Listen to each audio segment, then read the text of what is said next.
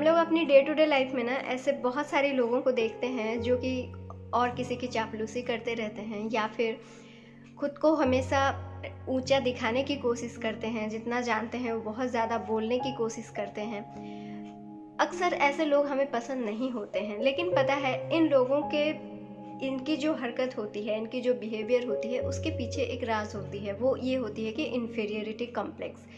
दुनिया में 80% से ज़्यादा लोग इस बीमारी से पीड़ित हैं, जिसको हम इन्फीरियरिटी कॉम्प्लेक्स बोलते हैं। यानी कि किसी भी चीज़ के कारण वो अपने आप को कम समझते हैं, और क्योंकि वो खुद को कम समझते हैं तो वो हमेशा बाहर लोगों को प्रूव करने की कोशिश करते रहते हैं कि हम ज़्यादा हैं, क्योंकि वो खुद को ही कम समझ रहे होते हैं। ठीक है, और इसी के लिए वो ये सब काम करते हैं। एक ऑफिस में एक लड़का था जो कि बहुत होनहार था, लेकिन बाकी ऑफिस के बाकी जो लोग थे ना, उनसे वो थोड़ा सा कम पढ़ा लिखा था और खुद को वो थोड़ा सा कम स्मार्ट समझता था। उसे लगता था कि मैं इन लोगों से थोड़ा कम, मेरी योग्यता थोड़ी सी कम है। तो वो अपनी योग्यता को ज़्यादा दिखाने के लिए वो हमेशा ऑफिस के जिन लोगों के साथ वो मीटिंग्स में जाता था, जहाँ पर वो जो कॉन्फिडेंशियल बातें वो सुनता था, वो सारी बातें आके बता देता था, और किसको, इसकी बात उसको। तो ये करके उसको लगता था कि मैं अगर सीक्रेट बता देता हूँ तो जो सामना वाला है उसको लगेगा कि मैं ज़्यादा जानता हूँ, मैं ज़्यादा ख़ास आदमी हूँ। और ये वो इस तरह की सोच उसके अंदर इसीलिए था क्योंकि वो खुद को कम समझ रहा था, और इस आदमी की इस हरकत की वजह से उसका प्रमोशन भी नहीं हो पा रहा था। लेकिन जब उसको बुला के ये सारी बातें उसको समझाया गया कि तुम योग्य हो, और उसका जब इलाज किया गया दिमागी तौर से, वो जब अपनी इन्फीरियरिटी कॉम्प्लेक्स से थोड़ा ऊपर उठा तो उसका प्रमोशन भी हो गया, और वो बहुत अच्छा आदमी था ही। सिर्फ और सिर्फ उसके अंदर ये एक ही कमी थी कि वो खुद को ही कम समझ रहा था, और अपने आप को प्रूव करने के लिए, अपने आप को ख़ास बताने के लिए वो इस तरह की बातें कर रहा था और इस तरह की हरकतें कर रहा था जो कि बाकी लोगों को पसंद नहीं आ रहा था, है ना। जैसे कि हम बहुत सारे जगहों में ये डिस्कस किए हुए हैं कि हमारे भावनाएं जो है वो पर्सनल नहीं है।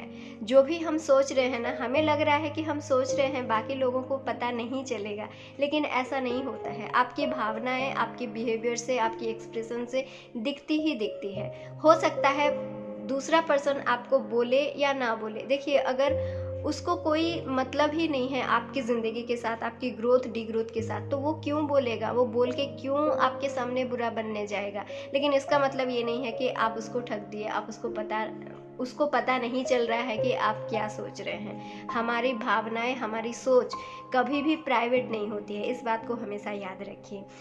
और ये जो जितनी भी चीज़ें हम करते हैं ना, किसी को नीचा दिखाना, किसी के आगे अपने आप को प्रूव करना, किसी को दबाने की कोशिश करना, ये हमें बहुत नेगेटिव लगता है कि ये आदमी इतना नेगेटिव बिहेवियर क्यों कर रहा है। लेकिन सच में अगर हम सच ढूंढे, थोड़ा सा गहराई में जाएं, तो वो आदमी खुद को ही लो समझ रहा होता है। उसका सेल्फ कॉन्फिडेंस खुद का ही लो होता है। उसको इन्फीरियरिटी कॉम्प्लेक्स वाली बीमारी होती है। उस बीमारी की वजह से उसका रिजल्ट में ये सब वो कर रहा होता है। तो इससे हम कैसे छुटकारा पाएं, इसको हम किस तरह से अपने ज़िंदगी से निकाल सकते हैं, इस कॉम्प्लेक्स को। और अगर हम इस कॉम्प्लेक्स को निकाल देते हैं तो हमारी ज़िंदगी अपने आप तरक्की करने लगती है। ठीक है, तो ये जो सोच वाली बात है, इसी तरह से कि हम किस तरह से सकारात्मक सोचें और सकारात्मक सोच की क्या शक्ति होती है, इसके बारे में हम जानने के लिए एक किताब को अभी हम फॉलो कर रहे हैं, जिसका आज फर्स्ट चैप्टर हम डिस्कस करेंगे। नॉर्मन विंस्टन पील जी ने इस किताब को लिखा है।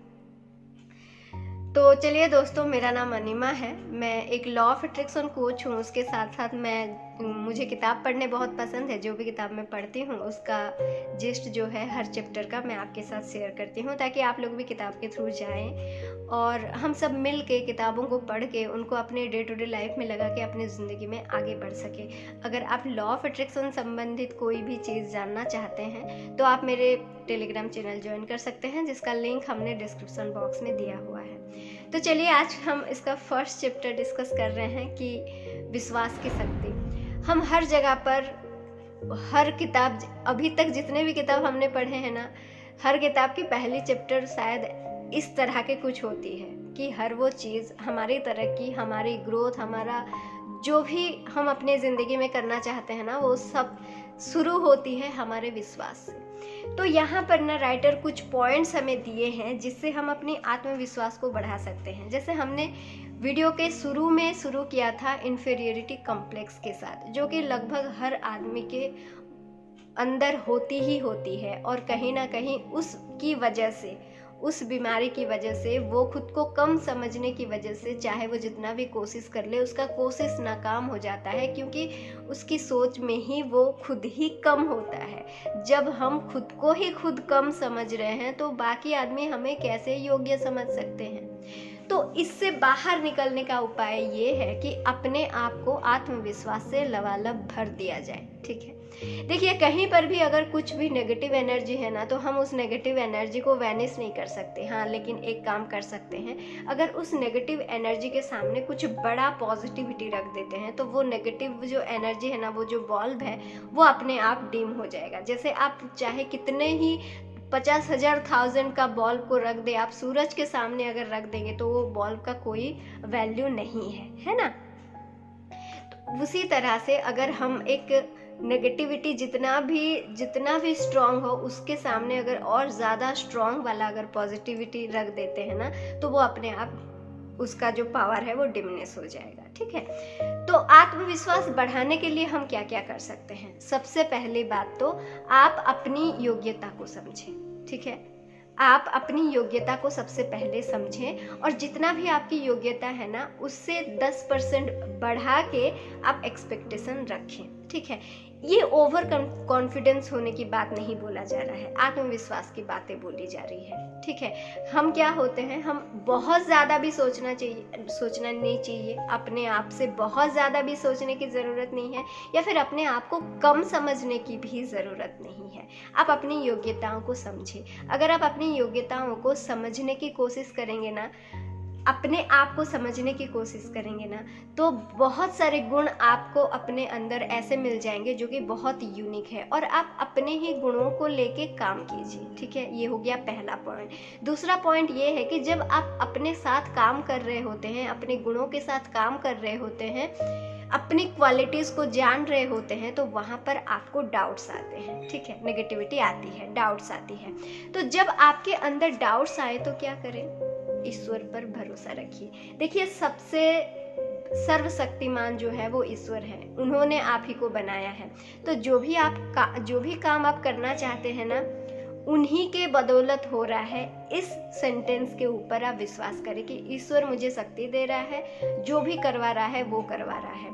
तो जो भी काम आप करेंगे ना, वहाँ पर आपको डाउट नहीं आएंगे, क्योंकि आप ईश्वर के ऊपर छोड़ के सारा काम कर रहे हैं, जो कि सर्वशक्तिमान है। जिस आपको ये विश्वास करने में बहुत इजी हो जाता है कि वो सब कुछ कर सकते हैं। तो उनके ऊपर जो आपका विश्वास है ना, उस विश्वास को आप अपनी योग्यता के साथ जोड़ दीजिए, तो आपको कभी मुश्किल नहीं होगी।